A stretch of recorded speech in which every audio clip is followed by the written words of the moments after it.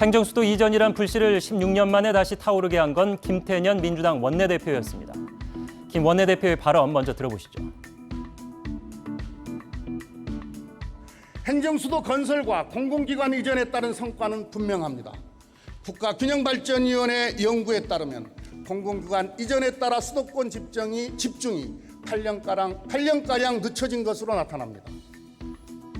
하지만 김 원내대표의 주장에 야권 반응은 싸늘했는데요.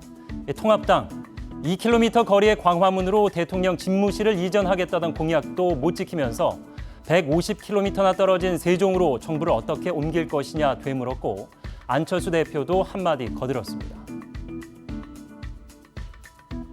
그런데 왜 하필 지금입니까? 부동산 정책 실패를 행정수도 이슈로 덮으려는 의도가 너무 뻔히 보입니다. 그런데 이번 논의 민주당만의 생각은 아닙니다. 정진석, 장제원 의원과 오세훈 전 시장 등 이 반대만 할 일이 아니라 오히려 민주당보다 더 강한 목소리로 지역 균형 발전을 주도해 가자고 주장합니다. 행정수도 이전 논의 역대 여러 정부를 관통했습니다. 1977년 박정희 전 대통령 새 행정수도 건설을 구상 중이라고 밝혔지만 11.6 사태 등으로 물거품이 됐습니다. 노무현 전 대통령은 행정수도 건설을 공약으로 내걸었지만 헌재는 위헌 결정을 내렸죠. 이명박 정부 들어선 롤러코스터를 탔습니다. 정운찬 총리 후보자 세종시 계획을 수정해 추진해야 한다고 주장하고 이 전 대통령도 공식화했지만 당시 박근혜 전 한나라당 대표가 강력히 반기를 들면서 무산된 바 있습니다. 이렇게 여러 번 무산됐음에도 오뚜기처럼 또 뜨거운 감자가 된 이유, 국가 균형 발전의 그 이유가 있습니다. 하지만 김종인 통합당 비대위원장은 전면 부정했는데요. 지역 균형 발전이라고 하는 것에 대해서 수도권 인구 과밀을 해소하는데도 아무런 효력도 발생하지 못한 것이 오늘의 현실입니다. 그렇다면 해외 사례에선 어떤 메시지를 찾을 수 있을까요? 내륙 개발과 수도 과밀화 현상을 해소하기 위해 수도를 옮긴 브라질. 브라질리아는 행정 중심지가 됐지만 퇴근 시간 후엔 텅 빈 도시가 됐다는 지적입니다. 하지만 수도 이전으로 경제 강국에 입지를 붙인 여러 나라가 있습니다.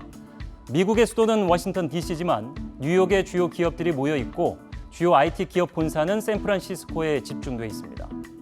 호주도 캔버라가 수도지만 실질적 경제 인프라는 시드니에 집중돼 있죠. 독일도 정치적 수도는 베를린이지만 경제 수도는 프랑크푸르트입니다. 수도 이전 성공 사례에서 주목할 점은 행정 수도 이전과 경제 금융 수도 구축이 함께 진행돼야 한다는 점입니다. 10개의 서울을 만들겠다. 보시는 것처럼 2007년 제주 혁신도시를 시작으로 총 10개의 혁신도시가 만들어졌습니다. 그런데 현실은 어떻습니까? 혁신도시 거주 만족도는 52.4점, 수도권 인구를 끌어들이는 효과 역시 미미하다는 아쉬운 성적표를 받았습니다. 정부 부처 배치를 넘어 지역별 특화된 일자리 배치, 지역별 산업 집적화가 이루어진다면 10개의 서울, 지역 균형 발전 가능하지 않겠습니까? 그런데 10개의 경제 수도 만든다면 지역 균형 발전 이루어질까? 김진애 열린민주당 원내대표는 손사래를 칩니다. 명문 대학들이 이전하지 않는다면 소용없다는 말인데요. 그런데 지난 1976년 같은 얘기를 한 인사가 있습니다. 바로 박정희 전 대통령입니다.